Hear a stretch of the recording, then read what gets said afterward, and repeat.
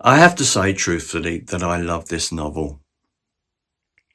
It was my 29th, and looking back now, I can't fully account for how or why it came into being. I can only purport that I'm sure I was still on my John Fowles journey, drawn to his spaciousness and his intelligence, and that something of his seriousness, his confidence, and his generosity towards ambiguity had lodged itself in me. Rest in peace, John. However, here I will read from the description to save me from mumbling. The story follows the life of Hester Dogood, a woman who reaches the age of 105 after a lifetime of hardship in Whitechapel. Born into a privileged middle-class family as Hester Martin-Compter, her world collapses following her father's involvement in a financial scandal and suicide, forcing her and her mother into extreme poverty. The story tells of her transition from a refined schoolgirl to a working-class cleaner and surgery assistant during the pre-war era and the Blitz. Central to the story is Hester's unrequited, lifelong obsession with a man named William, whose family is plagued by violence, poisoning, and madness. Through an interview with a modern-day reporter, the elderly Hester reflects on how fear and obsession have shaped her longevity and the lives of those around her. Ultimately, the novel paints a grim yet positive picture of social dissent and survival in London's East End across the 20th century. It's a moderately long novel, and as I said before, it's one of my favourite novels. Again, written somewhere around about 2013. I think it probably deserves a rewrite. Not for the story, but probably because back in those days, my grammar was not brilliant. And I think I was kind of starting out on my writing journey. So it could probably do with a rewrite for grammar purposes only. But there you go. Will I have time to do that? I'm at the moment, the 3rd of January. I'm in the middle, well, just right at the end of writing the final chapter of the Miriam series. After that, I'm a free man. So rewriting Obsessions, as well as rewriting one other novel that I've got planned, The Herb Girl. Well, that's 2 that I should rewrite. Anyway, mumbling, waffling, enough. Obsessions. I hope you enjoy the AI voices. I've been told they're quite good. Welcome to the Deep Dive. Today we have this truly astonishing stack of sources. We've got a reporter's interview, some incredibly detailed personal notes, and a family history that all weave together. And our mission really is to crack open what is a huge, dramatic, multi-generational story. We're not just looking for dates and facts. No, not at all. We're hunting for, I guess, the emotional architecture of a single extraordinary life. That life belongs to Hester Martin-Compter. She was later known as Mrs. Dogood, and she was, at the time, Whitechapel's oldest resident. And what we have here is almost a psychogeographic study of East London. Yeah, using her life as this one singular lens to view class, catastrophe, obsession, the chaos of the whole 20th century. It's all there. In the whole story, it starts in a scene that's so vivid, it almost feels like it's a stage play. It's Hester's 105th birthday. The setting itself says so much. A dark front room in the middle of the day. It's a perfect metaphor for this guarded life she's lived. Right. And a local reporter is there, a Miss Addison. She's got her digital recorder out, places very carefully on a white crochet doily. She was just waiting for the usual sound bite, The secret is a daily glass of quart or something. And she's clearly struggling to get that easy answer, so she falls back on the one question you always ask a centenarian. She says, "To what do you attribute the reason for your good age?" And this is it. This is where the whole thing just pivots, because Hester's answer is immediate. It's sharp, and it's completely unexpected. She just says, fear, Miss Addison. Rare. Fear. And as you read these documents, which are written with such intensity, you realize this isn't just a biography.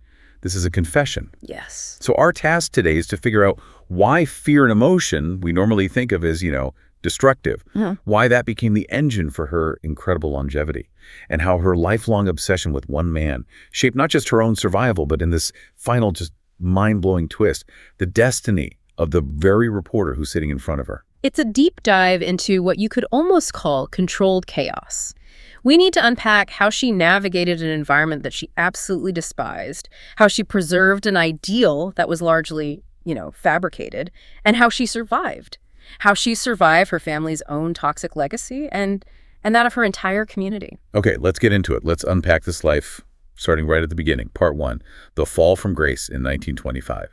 Because before all that fear, there was this suffocating safety, the safety of privilege. Exactly. Her early life was defined by conventional, very aspirational middle-class parents. She was at the North London Collegiate School for Girls, studying literature. The path was set, University, probably a career in teaching. And the sources describe her whole existence as being governed by a monotony of self-denial, service, and adherence to established principles of femininity. That phrase, monotony of self-denial, it paints such a clear picture, doesn't it? It does. It's a young woman being groomed for decorum, not for dynamism. She's in this bubble where physical security is just a given. Leaving school grounds meant having an adult escort. Everything was measured, controlled. And then that entire controlled world just explodes. Midterm, there was this sudden catastrophe with her father. He's exposed as a stupid thief, which I find interesting. The word stupid. Right. It implies not some criminal mastermind, but a man who was just driven by a kind of desperate folly.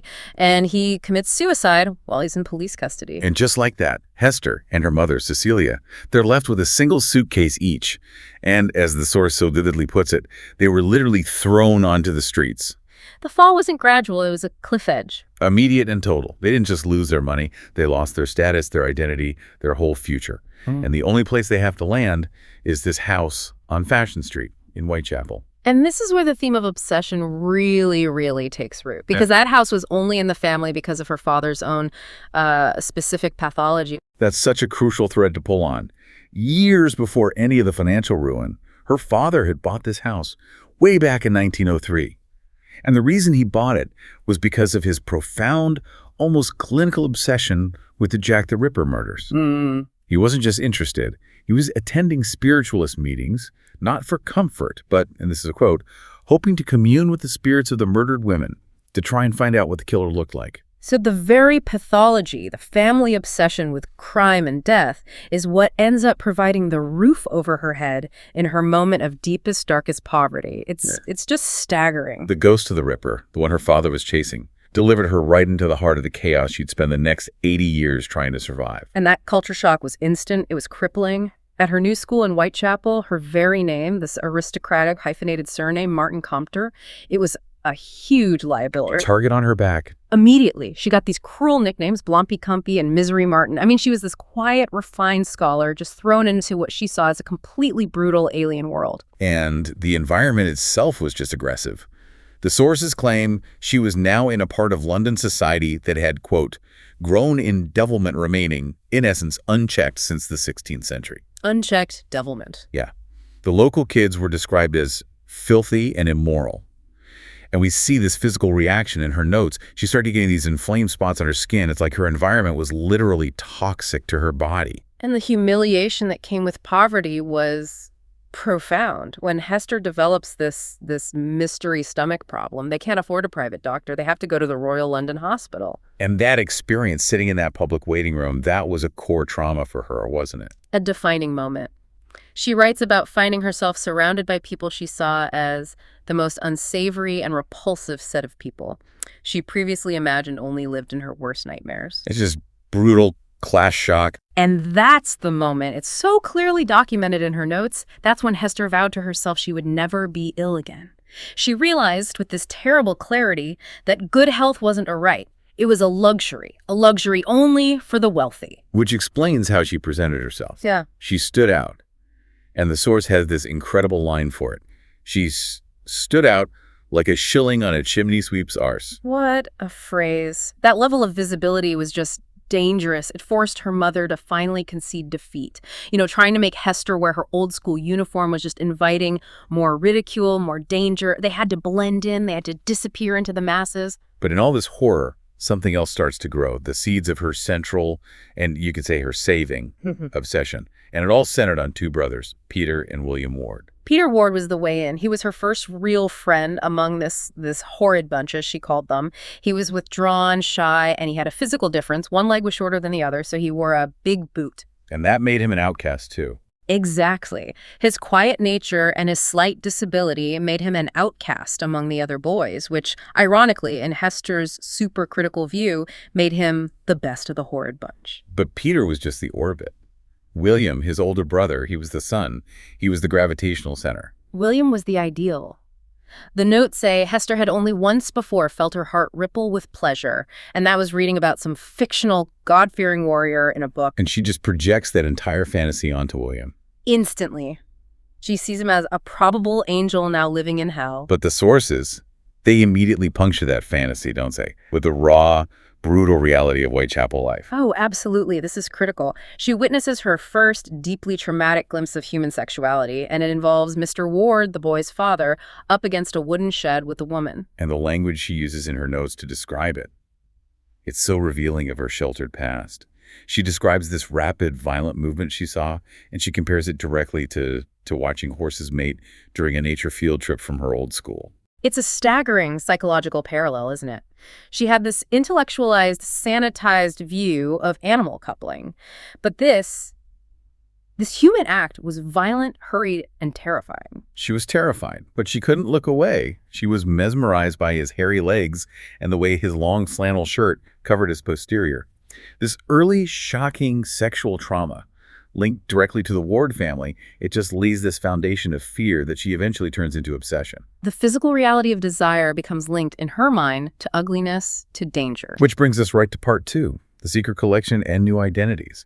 This whole period is just about control. Since they couldn't control their environment, both Hester and her mother Cecelia, they basically just create new identities to survive. And Cecelia, Hester's mother, was the first one to really adapt. She absolutely refused to become Mrs. Martin-Compter the servant. Her only real talent was communication, the social graces she had learned in her old life. So she reinvents herself as a professional medium. She sets up a consultation room, creates this powerful visual for herself. She has this specific outfit made, a long, flowing green dress, which she described as, "Isn't it divine? So mysterious." It was a costume. A complete costume designed to inspire awe and confidence in her clients, many of whom were, deeply grieving the huge losses of that era. And it worked. The sources say she was a rapid success, giving these shockingly accurate readings, predicting a postman's death, a premonition of twins. She was so good at it that she genuinely started to convince herself that she was a rare conduit to the mysterious, the dark, and the hidden. And it's left ambiguous, isn't it? Whether it was genuine spiritual power or just masterful cold reading and sharp social observation. Right, but the belief in her own destiny, that was her new armor. And it's during this reinvention that Cecelia finally tells Hester the truth about how she met her father. Yes, the long-held lie is just torn down. Cecelia admits that her husband attended those spiritualist meetings not for any benign reason, but because he was, quote, hoping to commune with the spirits of the murdered women to find out what the killer looked like. The obsession with the Ripper was his defining pathological drive, always. It connects all the dots. The grand pathology led to the house led to the poverty, and the poverty led to Cecilia's new identity, which was basically just a continuation of the same dark spiritualist world her husband was part of. The obsession is the family inheritance. Truly. Meanwhile, Hester's expected career teaching literature is replaced by, grinding manual labor. At 13, she starts cleaning Dr. Berzovsky's surgery. And her description of the doctor is just dripping with the judgment she carried from her privileged past. He was an Orthodox Jew, frizzy white hair, long beard, pale stains on his dark suit, spoke with a rasp. And she immediately compares him to the impeccable doctors of her old life. The clean-shaven, top-hatted men who spoke the Queen's English. She notes his poor teeth, his general roughness. But despite that snobbery, Dr. Brzozowski becomes this unlikely philosophical guide for her. He represented a kind of intellectual life she was completely starved of. Right. His discussions, even if they were delivered while he was wearing a stained coat, they introduced her to these complex ideas about dignity and survival.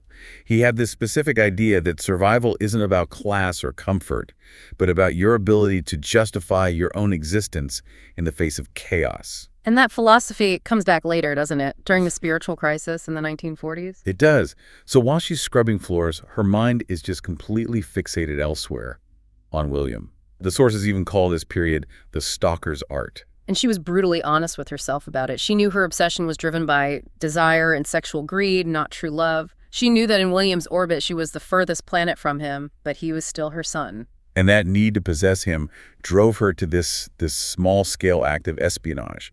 She decided, okay, if I can't have the real thing, I will collect the image. So she destroys her own class photo, a symbol of her old life, and then goes on this mission to get a picture of just William. She finds the photographer's assistant in Brick Lane. And this young girl, barely a teenager herself, gets into this complex negotiation.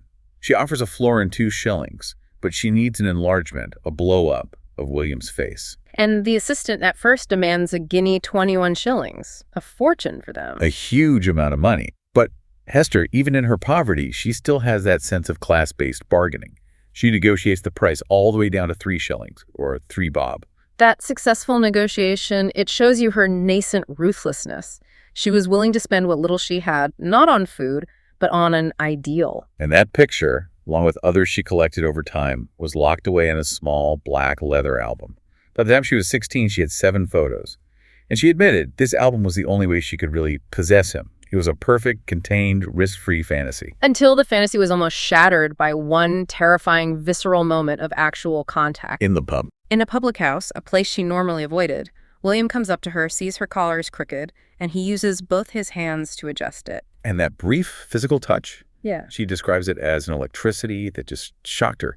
She remembered the specific smell, coal tar soap. The smell of clean, working-class masculinity. And it simultaneously terrified and intoxicated her. The sources record a reflection on it. She was so frightened by the physical reality of her attraction that she realized if she had acted on her impulse to kiss him and he'd rejected her, she would have had to go and kill herself. So the fantasy in the album was safe. The reality was potentially suicidal. And this is where we really start to understand the origin of her longevity. That fear, the fear of rejection, of losing control, made the locked album her life raft. And that need for perfect control defined her life as she watched the Ward family just spiral into this very public disaster. Which brings us to part 3, domestic tragedy and the seeds of war. Right. While Hester is meticulously curating her perfect fantasy, the reality of the Ward home just explodes. It all centers on Anne Ward, William and Peter's mother. She decides she's had enough of the abuse from her husband, George, who was the school caretaker. And she decides to poison him. And the poison wasn't bought from some, chemist. It was bought illegally from a costermonger.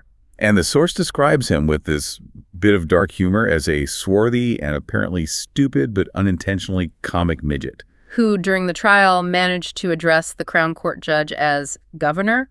Wait, let's just pause on that. Yeah. This small-time illegal vendor standing in the highest court in the land is calling the presiding judge governor. I mean, that detail alone tells you everything about the total gulf between the formal legal system and the Whitechapel society that just saw it as this distant, slightly absurd show. It's a perfect illustration of that unchecked devilment. So Anne is convicted of attempted murder, sentenced to 12 years. But the trial itself is a complete disaster for George, the victim. The prosecution lays out his long list of mistresses, forcing the judge to openly doubt his virtue. So George survives the poisoning, but the outcome is just devastating for him. He's left disabled, relying on 2 crutches, and the school, embarrassed by all this public scandal, dismisses him immediately for his publicly soiled reputation. So now he's incapacitated, unemployed, and completely reliant on the two sons he used to terrorize. The whole family just implodes, trapped in this cycle of abuse and dependence. While all this is happening, Hester is trying to forge her own quote-unquote normal life. In 1936, she marries a man named Greg Parker, a merchant seaman, described simply as a few inches over 6 foot tall. And her motive, she later admits, was just security, an attempt to escape. Her mother, Cecelia, approved of Greg, but she insisted Hester had to come clean first. She had to reveal all the family shame, the Ripper obsession, the father's thievery. And Greg proposes immediately after hearing it, which Hester found strange. Maybe he saw the drama as romantic, or maybe he just liked having something over her. But the marriage was doomed from the start by geography. Greg immediately leaves for a long trip to Africa, which just confirms Hester's suspicion that the sea was really his first mistress. Her security immediately becomes isolation. And that isolation just gets deeper during the early war years, 39 to 41. William, the object of her obsession, he joins the RAF ground staff as a fitter.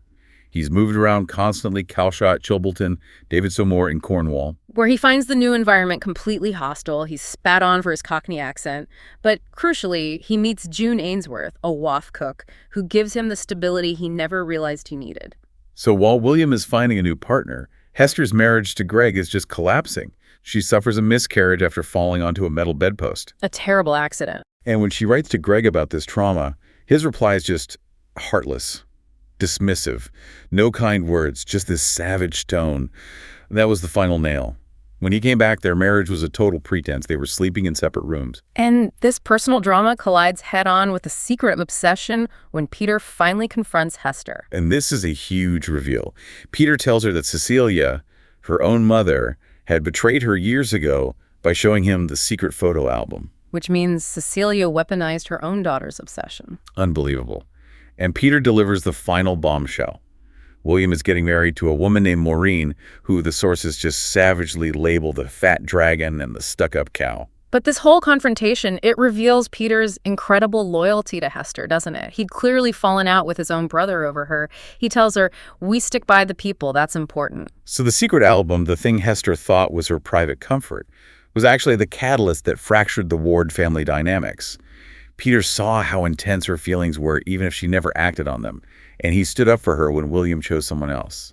Which sets the psychological stage perfectly for Part 4, spiritual crisis and the end of innocence during the devastating 1940s.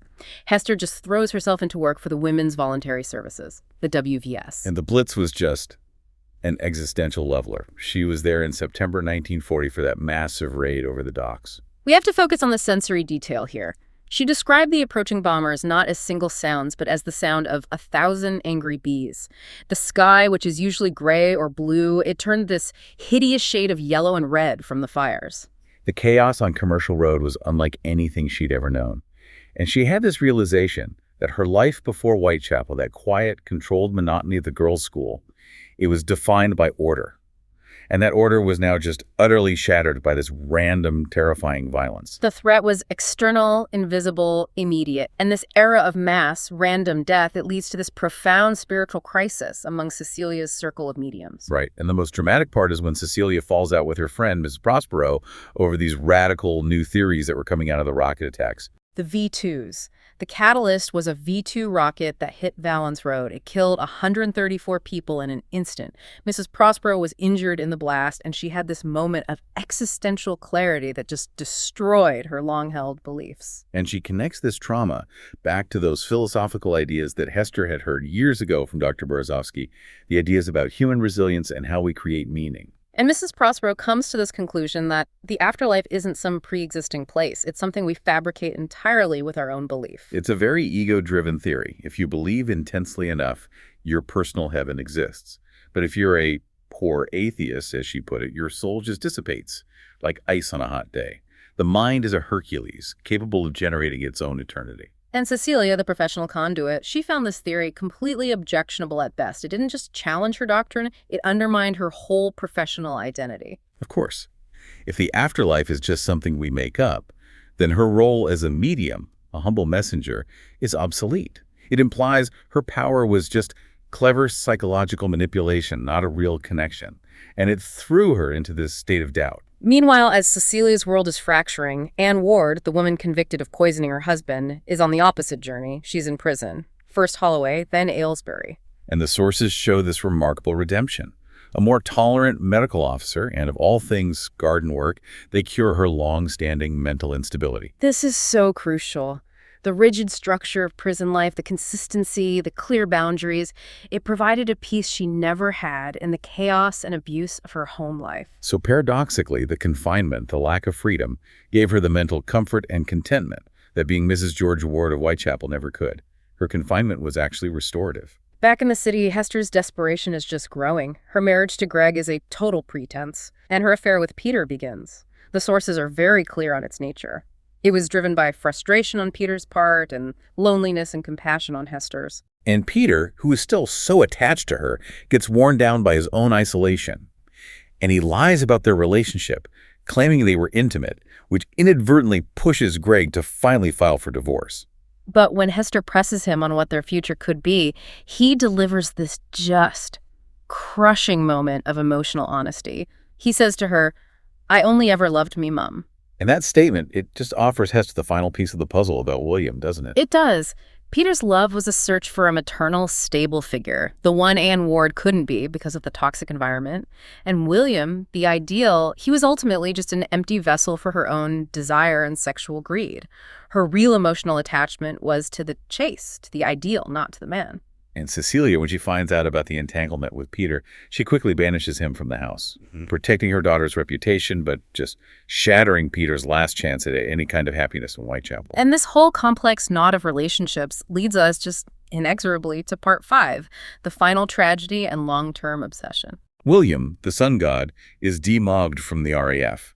He divorces Maureen, who, by the way, eventually has a severe mental breakdown, attacks a prison officer, and dies in an asylum. Just another casualty of this fam? Absolutely, and William marries June. But the trauma he created, it survives. Mark, his son by Maureen, had been so severely abused by his mother that it led to police involvement and her initial imprisonment. The toxicity in that family was just a relentless contagion. Anne, who's released on license after her 12 years, she returns home to William and June in Fournier Street. And for a little while, they try to be a functional family. But the internal dynamics, especially Mark's simmering rage from his childhood, were just lethal. Then comes the event, the Whitechapel fire in the late 1950s. And Hester learns about it the way everyone else did, by reading the newspaper. And the details are just appalling. William and his mother, Anne, both died in that house fire. It's an end that's both shocking and so profoundly tragic. Anne, who found peace and health in prison, comes home only to die in violence. Peter is temporarily rehoused, but the entire family structure is just obliterated. And the killer is found quickly. It's Mark, William's son. He's caught fleeing west on a train, and he confesses immediately to starting the fire. The sources note he was obviously deranged from his mother's cruelty. And his motive was just horrifically complex. He confessed he intended to kill either his father, William, or his grandmother, Anne. The consensus at the trial was that he didn't specifically mean to kill Anne, but he killed them both. He gets a life sentence, is reprieved from hanging, and dies 9 years later in prison. And Ruby, Mark's young partner, she just vanishes, swallowed by the shockwaves of it all. And this single event, the final violent removal of the object of her obsession and the whole family unit around him, it marks the true end of Hester's young adulthood. Her entire focus, her entire structure of fear and desire, it's just gone. And right after this, Hester's mother, Cecelia, dies. She succumbs to what was probably cancer, described as a swollen belly. And the timing is so stark. Dr. Brezovsky, who's gotten weary of the new National Health Service and all its bureaucracy, announces his retirement just before Cecilia's rapid decline. It's like the Whitechapel that Hester knew was literally dissolving around her. Hester was there when her mother slipped into unconsciousness, speaking nonsense. And it was this profound moment for her. She had to acknowledge that despite all her mother's vanity and her reinventions, Cecelia had been a strong woman. To recover from her husband's suicide and navigate all that poverty with her head held high. And Peter, How? the quiet, loyal one, he decides he just can't survive Whitechapel anymore. He marries a woman named Hazel, who he met at an Alcoholics Anonymous meeting, and they decide to just escape the entire toxic legacy. They moved to Australia in the early 1960s as 10-pound palms. And for anyone listening, the 10-pound palm scheme was an assisted migration program, encouraging UK citizens to emigrate to Australia after the war for just 10 pounds. It just shows how desperate Peter was for a clean break, a total geographical and psychological severance. And their correspondence, which was her last link to that early life, it eventually just fades away to nothing. So Hester, for the first time in decades, finds a kind of peace. She works in Mrs. Badushansky's cigarette and sweet shop. She's successfully transitioned from this high aspiration to a kind of contented stability. But before the fire, there was one final, profound encounter with that toxic legacy. She met Anne Ward again, shortly after Anne had returned from prison. And Anne, who was facing her own terminal illness, she came to Hester seeking comfort. Anne was uncertain if her life of suffering had any meaning. She was still trapped in the guilt of what she'd done, the chaos of her family. And she even asked Hester, this quiet, judgmental girl she barely knew, for advice on the afterlife. It's a remarkable scene, almost a confessional. Anne admitted her life at home, with William and June always arguing, Mark's bad temper, Peter and Hazel praying constantly. It was just exhausting. And Anne said, "Sometimes I think prison life was easier than dealing with families." And that statement, that encapsulates the entire psychological core of this story. The structured, consistent hell of an institution was preferable to the chaotic, loving, destructive hell of domestic life. Anne and Hester, in that moment, they understood each other's fear of the uncontrollable desire and dependence that family and love bring. Which jumps us forward in time, right back to the interview. Part 6. Reflection and the album revealed. The conclusion of Miss Addison's interview with Mrs. Dogood. Miss Addison, still looking for the reason for her longevity, she naturally asks about the focus of that lifelong obsession, the photo album.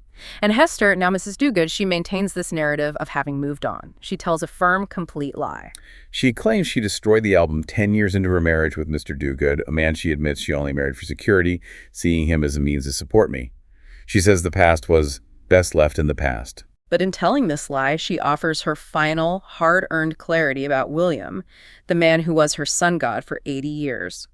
She finally acknowledges the truth of his character. He was vain, a bully, and altogether rather horrible if the truth be known. She realized how lucky she was that her fear had stopped her from marrying the actual flawed man.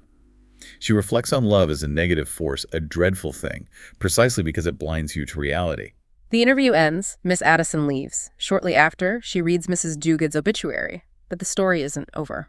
Not by a long shot. A package arrives from Hester's solicitor, and inside is the full, soft green leather album. The physical proof of the lie she told, the secret she held for nearly a century.